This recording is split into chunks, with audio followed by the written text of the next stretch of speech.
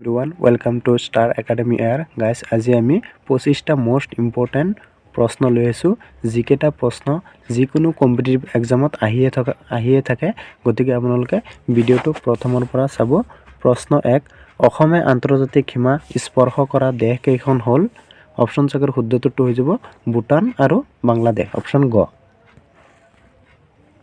প্ৰশ্ন 2 2011 চনৰ লোকপিয়লত কোনখন জিলাত সৰ্বাধিক জনসংখ্যা বৃদ্ধি হোৱা দেখা গৈছিল? অপচন চাকৰ উত্তৰটো হৈ যাব অপচন গ নগাঁও জিলা। প্ৰশ্ন 3 গুৱাহাটী উচ্চ ন্যায়ালয়ে বিচাৰ প্ৰক্ৰিয়া চলাই। অপচন চাকৰ শুদ্ধটো হৈ যাব অপচন গ ওপৰৰ সকলো। বহুত ইম্পৰ্টেন্ট প্ৰশ্ন। প্ৰশ্ন 4 মূলা গাভৰু কাৰ পত্নী আছিল? এইটো প্ৰশ্ন বহুত ইম্পৰ্টেন্ট। অপচন কেইটা চাকৰ শুদ্ধটো হৈ যাব অপচন খ ফাচেংমুং বৰগোহাঁই। প্ৰশ্ন 5 ভাৰতৰ উচ্চতম ন্যায়ালয়ৰ প্ৰথম অসমীয়া ন্যায়াধীশ কোন?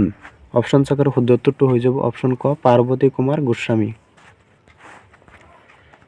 প্ৰশ্ন 6 অসমত লোকসভাৰ সমষ্টি কেইটা? অপচন চাকৰ শুদ্ধটো হৈ যাব অপচন ক 14টা।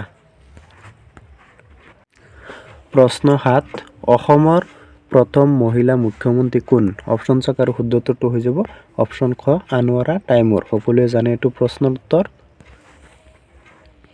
প্ৰশ্ন 8 অসমৰ প্ৰথম ICS বিষয়া হ'ল? অপচন চাকৰ শুদ্ধটো হৈ যাব অপচন ক আনন্দৰাম বৰুৱা। প্ৰশ্ন 9 AIDC হৈছে? অপচন চাক আৰু শুদ্ধটো হৈ যাব অপচন খ অসম ঔদ্যোগিক উন্নয়ন নিগম। বহুত ইম্পৰ্টেন্ট প্ৰশ্ন। প্ৰশ্ন 10 বৰ্তমান অসমত কেইখন ৰাষ্ট্ৰীয় উদ্যান আছে? অপচন চাক 7খন 9খন 5খন 6খন। এইটো আপোনালোকে কমেন্ট কৰি মোক জনাব। এইটো কাৰেণ্ট এফেয়াৰ্সৰ এটা প্ৰশ্ন গতিকে কমেন্ট কৰি জনাব সকলোৱে।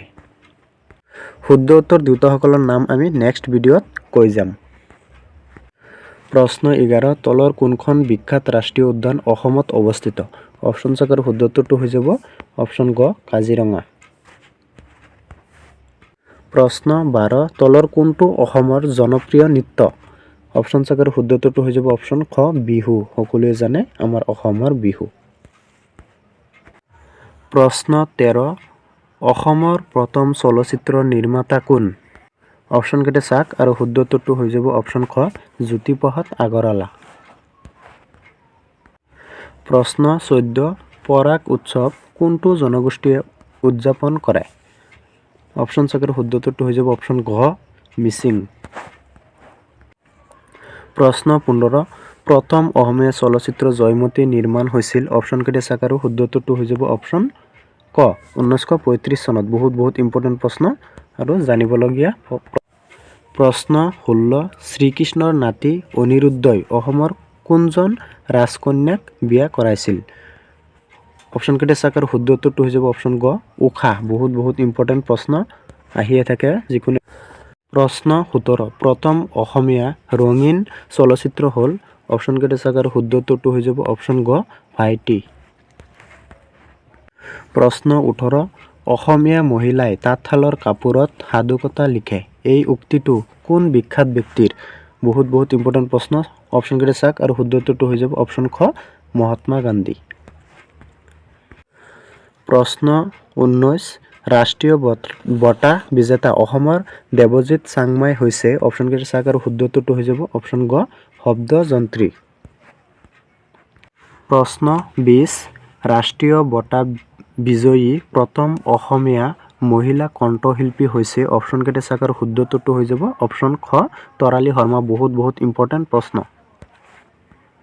প্ৰশ্ন 21 শ্ৰীমন্ত শংকৰদেৱ ৰচনা কৰা কীৰ্তন কোনখন পুথিৰ সাৰাংশ? বহুত ইম্পৰ্টেন্ট। চাক অপচন কেইটা চাক আৰু শুদ্ধটো হৈ যাব অপচন খ ভাগৱত।